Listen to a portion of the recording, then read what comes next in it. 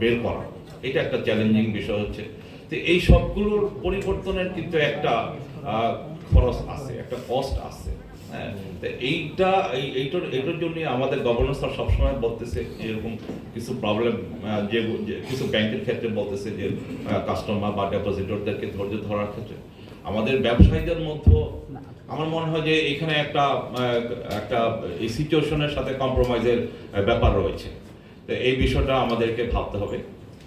Bangladesh bank যেরকম monetary পলিসির ক্ষেত্রে আপনারা জানেন যে অনেক ধরনের পলিসি চেঞ্জ করেছে, এর মধ্যে মনিটারি পলিসি মডার্নাইজেশন করা হয়েছে, ইন্টারেস্ট রেট করিডোর সিস্টেম চালু করা হয়েছে, সেটা জুলাই 2000 টেস্ট করেছি।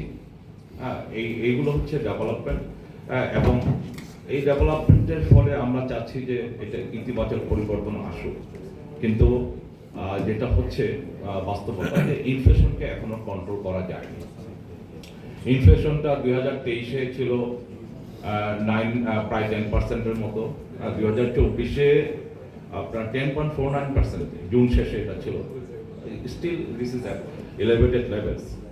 তো ইনফ্লেশন কন্ট্রোল করার জন্য কিন্তু যেটা বলা হচ্ছে যে আমরা ইনফ্লেশনটাকে কন্ট্রোল করার জন্য আমরা স্কুইজ করতেছি মার্কেটে, ব্যাপারটা কিন্তু যে ইনফ্লেশন কন্ট্রোলটাই এখন আমার অর্থনৈতিক প্রবৃদ্ধির চেয়েও টপমোস্ট প্রায়োরিটি হওয়া উচিত।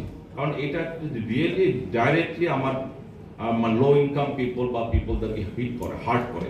সুতরাং এই ক্ষেত্রে আমাদের যদি কোনো কম্প্রোমাইজ করতে হয়, যেটা আমরা বলেছি যে জিডিপি যদি 5%ও অর্জন করা যায়, আমি মনে করি যে এই সময়ের বিবেচনায় এটা একটা সাফল্য। বাট আমাদের ইনফ্লেশন কন্ট্রোল করাটা এটা একটা অন্যতম চ্যালেঞ্জ হয়ে যাচ্ছে।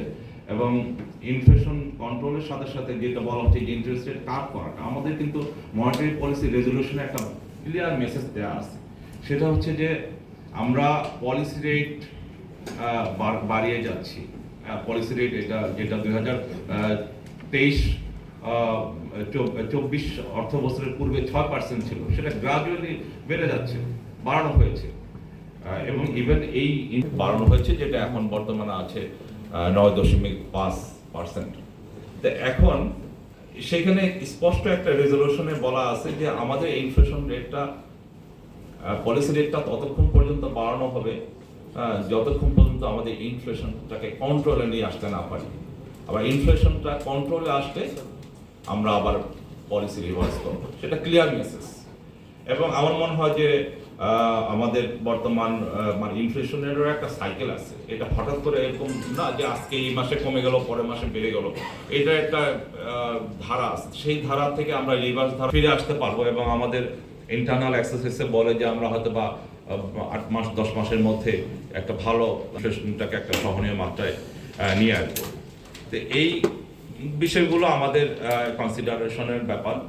এক্সচেঞ্জ রেটের ক্ষেত্রে যেটা হয়েছে যে এই আপনারা বলেছেন যে এক্সচেঞ্জ রেটের এই যে ফ্লাকচুয়েশনের কারণে আমাদের ক্রেডিটের রিয়েল বেনিফিটটা পাওয়া যায়নি, যে রিয়েল টার্মে সেটা। তো এখন কিন্তু এটার প্রতিকার অনুযায়ী আমরা কিন্তু একটা calling peg exchange rate system নামে একটা সিস্টেম চালু করেছি এবং এক্সচেঞ্জ রেটটা কিন্তু একটা স্থিতিশীলতার মধ্যে বর্তমানে বিরাজ করছে। এখন এক্সচেঞ্জ রেটটা যে স্থিতিশীলতার মধ্যে বিরাজ করছে, এটাকে যদি কন্টিনিউ রাখা যায় এবং ইনফ্লেশনটাকে যদি কন্ট্রোল করা যায়, আমার মনে হয় প্রাইভেট সেক্টরের ক্রেডিট গ্রোথটা যেটা 9% সামথিং হয়েছে, এই টাইটেন্ড সিচুয়েশনে, মনিটারি পলিসি টাইটেন্ড সিচুয়েশনে this is I can say is robust.